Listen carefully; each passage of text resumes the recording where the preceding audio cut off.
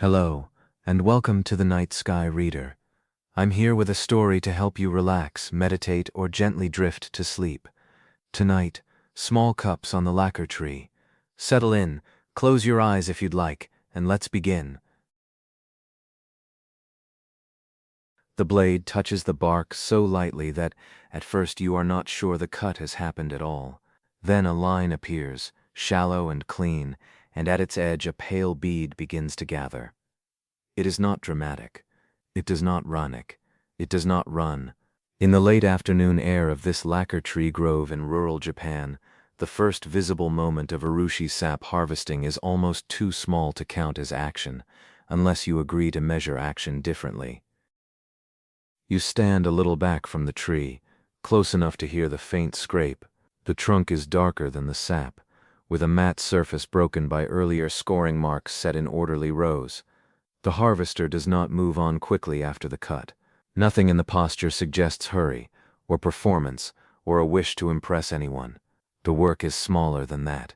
The work is exact. Around you, the grove keeps a simple pattern. Narrow trunks rise at regular intervals along a slope where the path has been walked flat by many ordinary steps. Leaves hold the last broad light of the day, and below them the air has already begun to cool. Somewhere beyond the trees there is a road, but it is far enough away to be only an idea. Closer by, you can hear a few insects, a foot shifting in dry leaf litter, the small metal sound of one tool touching another. You arrived with the usual crowdedness still following you, thoughts with sharp edges, lists that continue past usefulness, a mind that keeps looking ahead for the point of something, for the larger event that will justify the time spent watching. But the lacquer tree does not offer a larger event. It offers bark, one cut, one bead of urushi, and the plain fact that Japanese lacquer begins here, in quantities so modest they ask you to come nearer rather than look for spectacle. The harvester stands to one side of the trunk and checks the line again with a glance that is brief but complete. The hands are broad-knuckled, with short, clean nails, hands that move without waste, that have stopped needing to think about what they already know. The bead brightens as it catches the sideways light. It is enough to keep watching. Now, as your attention narrows, the tools come into focus. A narrow harvesting blade with a handle darkened by use. A small spatula, thin and flat, meant for lifting rather than cutting. A container carried low and close, not large, because the evening sap collection will not be large.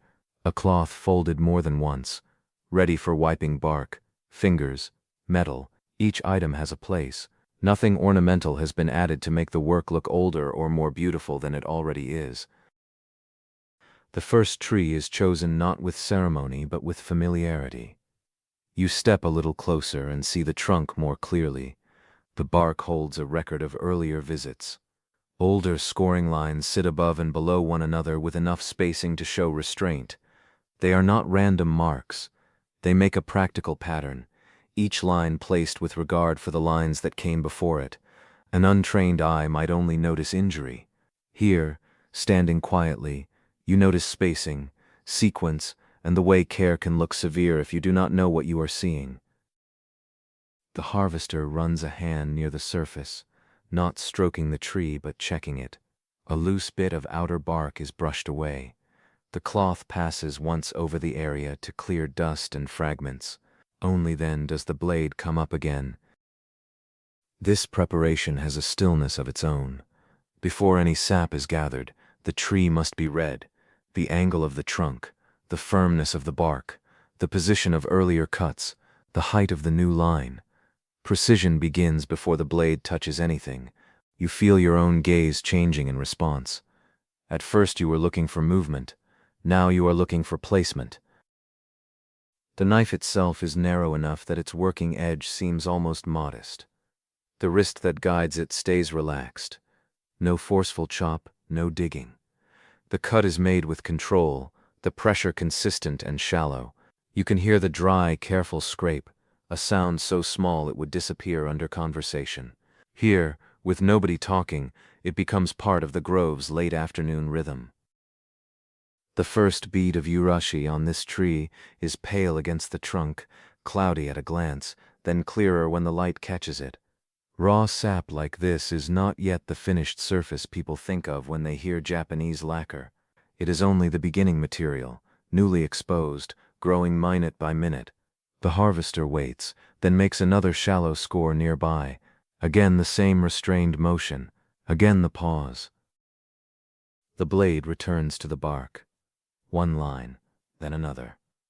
The movement repeats with such steadiness that the repetition itself becomes interesting. The hand does not vary much, but the tree does. One section of bark takes the cut with a slightly different sound. Another shows a duller texture. Here the sap appears a little sooner.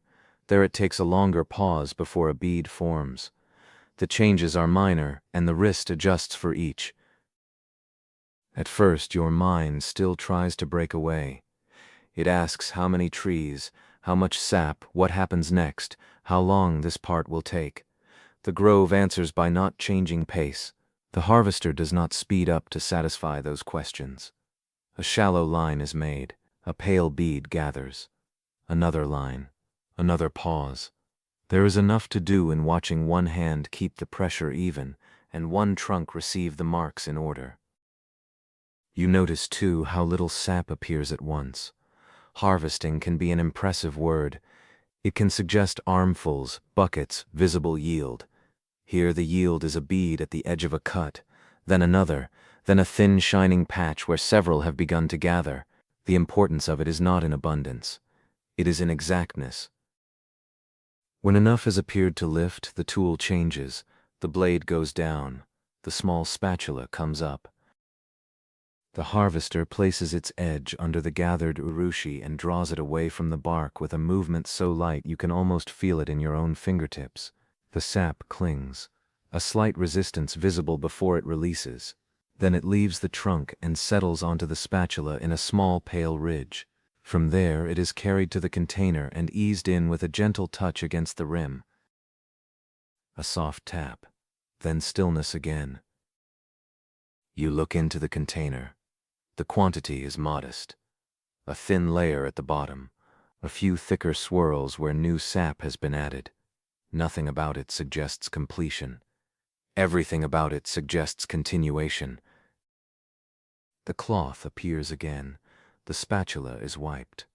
Not fussily, just enough to keep the edge clean. A bit of residue comes away. The cloth is folded to a cleaner section. The container is shifted in the hand for balance.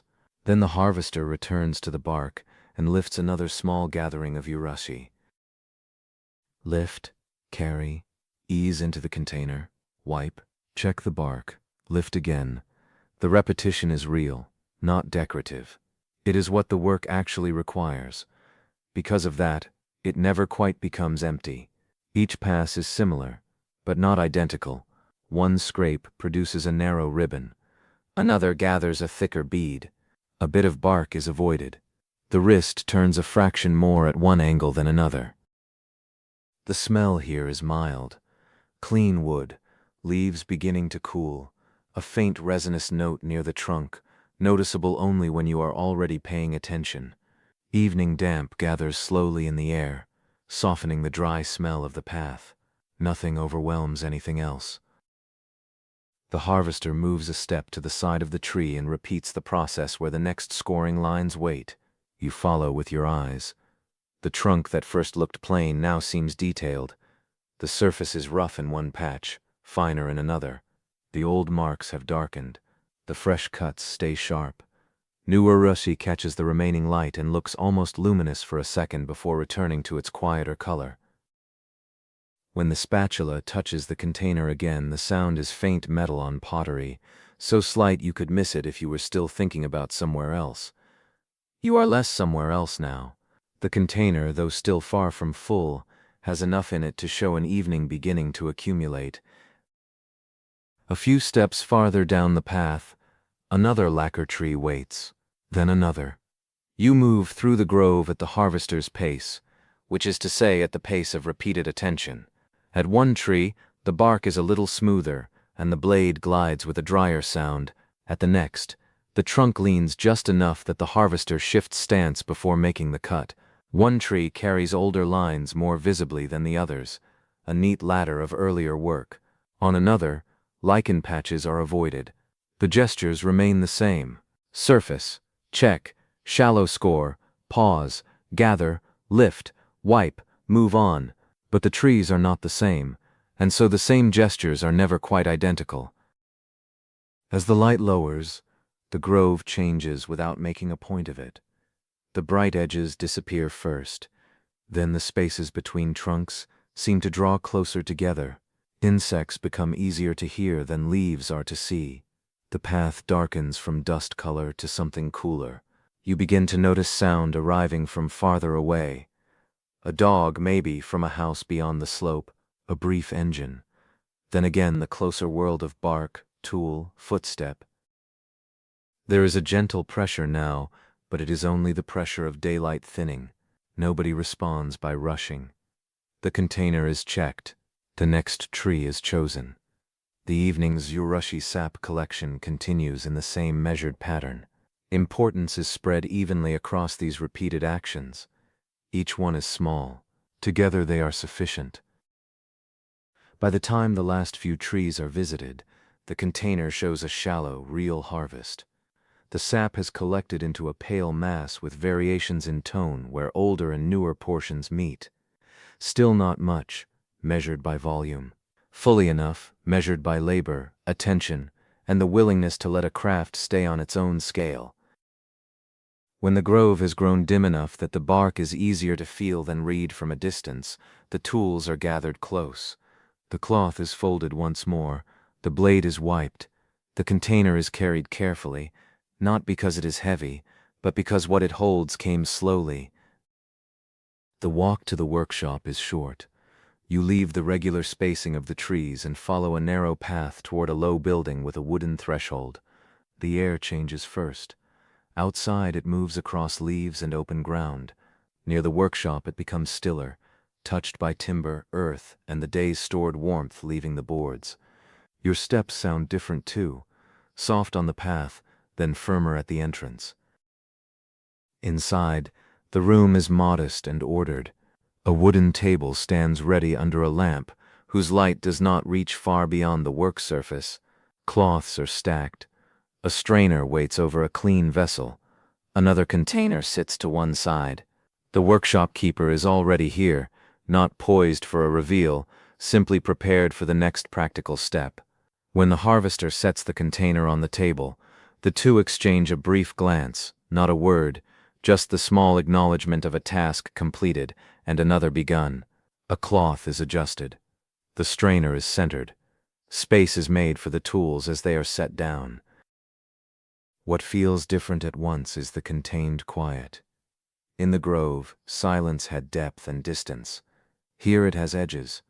The scrape of a chair leg is clearer. The placement of the container on the table sounds firmer. The lamp makes the raw urushi look warmer than it did outdoors, though it is still plainly fresh sap, not polished lacquer, not yet anything close to the black or red shine people often imagine. This room is for care, not display. The collected urushi is brought toward the strainer. The motion is unhurried. Because the quantity is small, every part of the transfer remains visible. The sap clings to the side of the container before yielding. The assistant steadies the receiving vessel. The raw material meets cloth and fine mesh, and the filtering begins. Straining urushi is quiet work. No sudden pour, no rush through the fabric. The sap moves slowly, thick enough to hold itself for a second, then pass. Bits of bark and grit are left behind. The cleaner material gathers below. A spatula helps guide the last portions through, pressing gently, then lifting away. Too rough, and the work suffers. Too hurried, and the sequence loses its own logic. What matters here, as everywhere in the evening's process, is not force but patience. You watch the surface below the strainer change as more filtered sap arrives. It settles into itself with a dull sheen. The lamp catches it along one edge. The color remains subdued, somewhere between pale amber and cloudy cream under this light. Depending on where you look, nothing glossy has been added. Nothing is pretending to be finished before it is finished. A cloth is used to clean the rim. The strainer is checked for fragments. Another careful pass is made to confirm the material below is clean. The assistant folds back the top layer of cloth and sets aside what the filtering has removed. Even this small discard is handled neatly. Each action restores order as soon as it disturbs it. Your own attention, which earlier wanted to leap ahead, now seems willing to stay exactly here. On the table are only the necessary things: metal, wood, cloth, vessel, sap, gathered from the lacquer tree grove, brought indoors, filtered in the workshop, set down to rest. The line from tree to table is short and complete. The harvester's blade is cleaned next. Residue is taken away with cloth before the metal is wiped dry. The small spatula receives the same care. Handles are wiped. Surfaces are checked against the light. Cleanup here is not an afterthought. Clean tools are part of accurate work. Folding the cloth well is part of accurate work. Leaving the table fit for tomorrow is part of accurate work. No one says much. If there are words, they are brief and practical, too low to interrupt the room. One object is passed to another pair of hands. A container is shifted farther from the edge. Water sounds softly in a basin. A cloth is wrung and smoothed.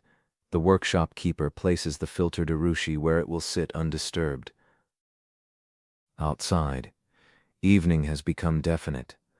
The grove you came through is now mostly shape and darkness beyond the doorway. The trunks no longer show their scoring lines from here. Only the memory of those shallow cuts connects the dim trees outside with the resting vessel inside. The final arrangements are simple. The strainer is cleaned and put away. The cloths are folded into a neat stack, clean ones separated from used. The blade lies dry. The spatula lies beside it. The table holds fewer things now than when you entered. Order has returned in a quieter form. You notice your own stillness almost by accident. Not the effortful stillness of trying to calm down, but the ordinary kind that arrives when there is no more need to compare this moment with a busier one. The workshop light stays on a little longer. Outside, the lacquer trees stand where you left them, their trunks part of the dark. Inside, the container of urushi rests where the lamp reaches it, a pale gathered surface, still and exact, like the first bead at the edge of a cut, small enough to have required your full attention, sufficient for the evening. No more is needed than this. Thank you for spending this time with the night sky reader. May your night be peaceful. Until next time, rest well.